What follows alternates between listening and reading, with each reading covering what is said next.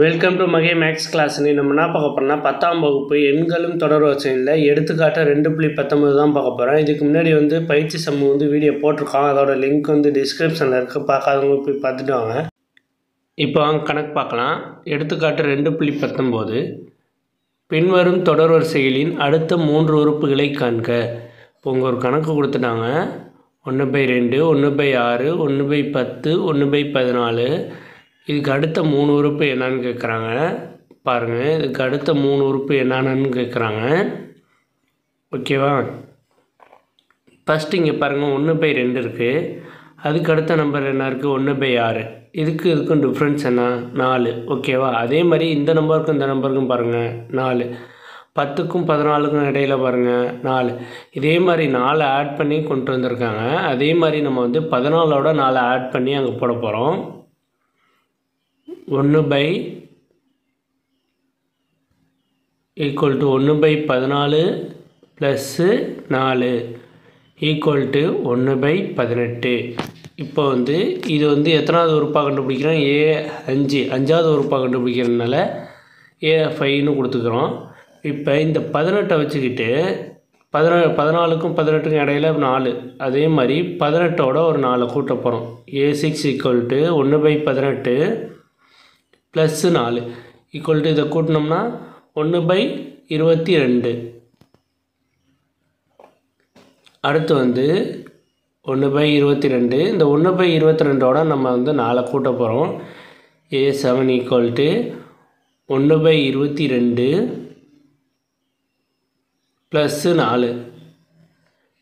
Okay, = 1/26.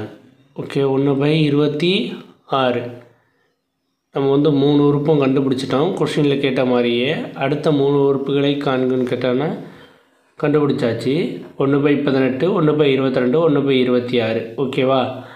அடுத்த கணக்கு நம்ம 2வது கணக்கு பார்க்க போகிறோம். 2வது கணக்கு பாருங்கள்.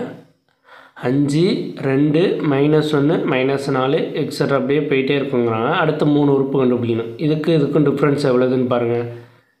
-3. 5லேருந்து -3 கழிச்சோம்னா 2. அதே மாதிரி 2லேருந்து -3 கழிச்சோம்னா 1.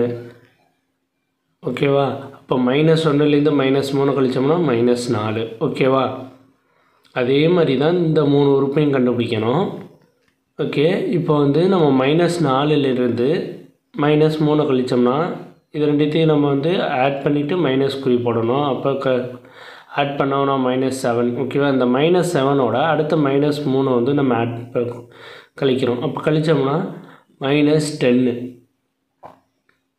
ஓகே, அடுத்து -10ஓட -3 கழித்தோம்னா -13. ஓகேவா? அடுத்த 3 உறுப்பும் கண்டுபிடிச்சாச்சு. அடுத்து 3வது கணக்கு பார்ப்போம். 3வது கணக்கு பாருங்கள். 1, 0.1, 0.01 இப்படி கொடுத்துருக்குறாங்க. இதுக்கும் 0.1 எப்படி கிடச்சிருக்குன்னா 10ஆல் டிவைட் பண்ணியிருக்காங்க. ஓகேவா? 1 10ஆல் டிவைட் பண்ணோம்னா 1ல் 10 போகாதா?